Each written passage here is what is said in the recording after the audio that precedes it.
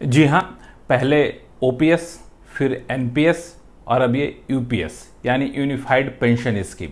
अब आप सोच रहे होंगे कि आखिर ये यूनिफाइड पेंशन स्कीम जिसको सरकार ने मंजूरी दी है वो एनपीएस से कैसे अलग है और क्या सरकार ओल्ड पेंशन स्कीम की तरफ जा रही है।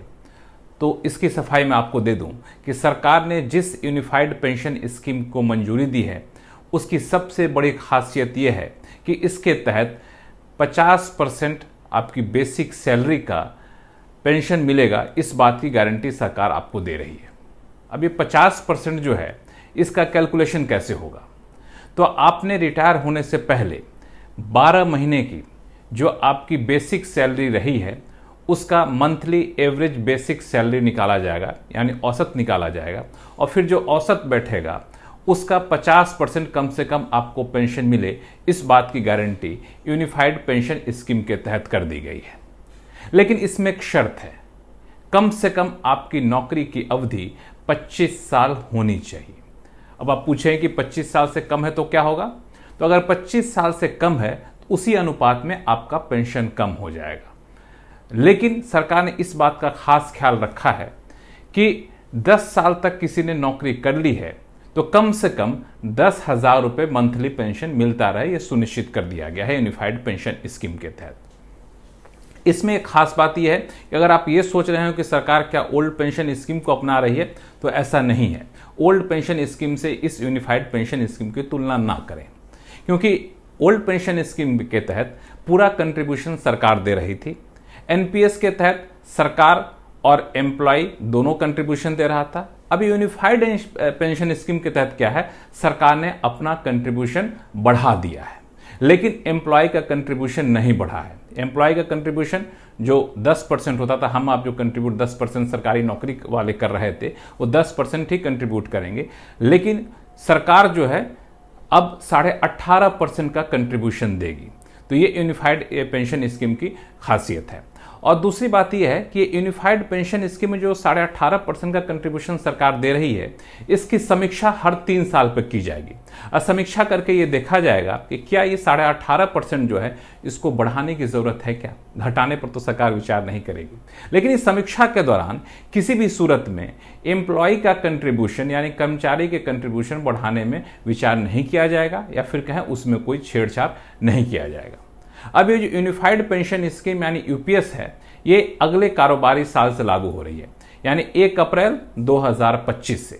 अब आप पूछेंगे कि जिन लोगों ने एनपीएस को चुन लिया है, नौकरी कर रहे हैं, उनका क्या? तो उनके लिए सरकार ने राहत दी है। आप बिल्कुल ठगा हुआ महसूस ना करें।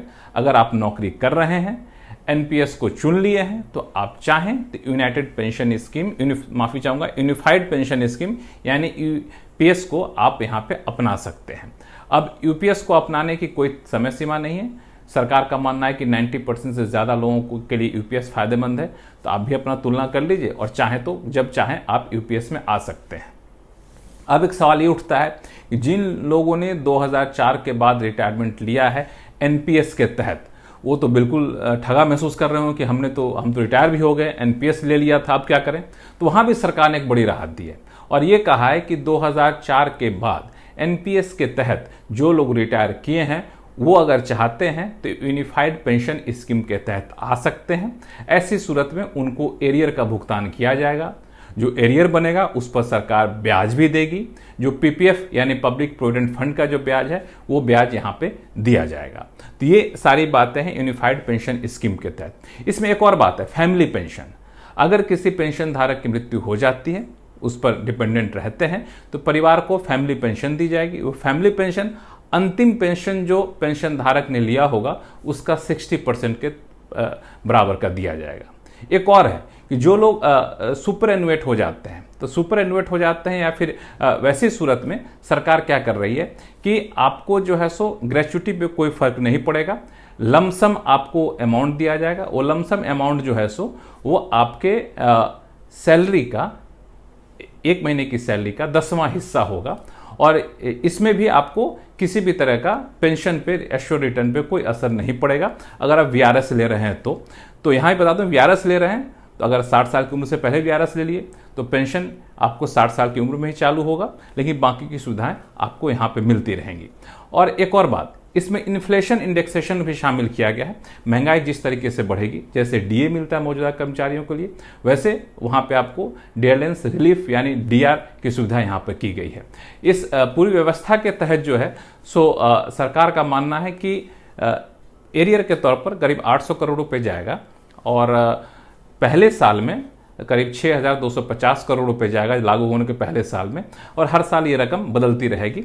लेकिन बिल्कुल अभी यूनिफाइड पेंशन स्कीम, अगर आपने एनपीएस चुन लिया है तब भी आप ले सकते हैं, एनपीएस के तहत रिटायर किए तब भी आप ये ले सकते हैं, और 1 अप्रैल 2025 से ये यूनिफाइड पेंशन स्कीम सरकार लागू करने जा रही है। लेकिन इसको कतई भी ओल्ड पेंशन स्कीम से तुलना करने की कोशिश ना करें, क्योंकि दोनों शर्तें अलग अलग हैं। एनपीएस से जरूर आप इसकी तुलना कर सकते हैं।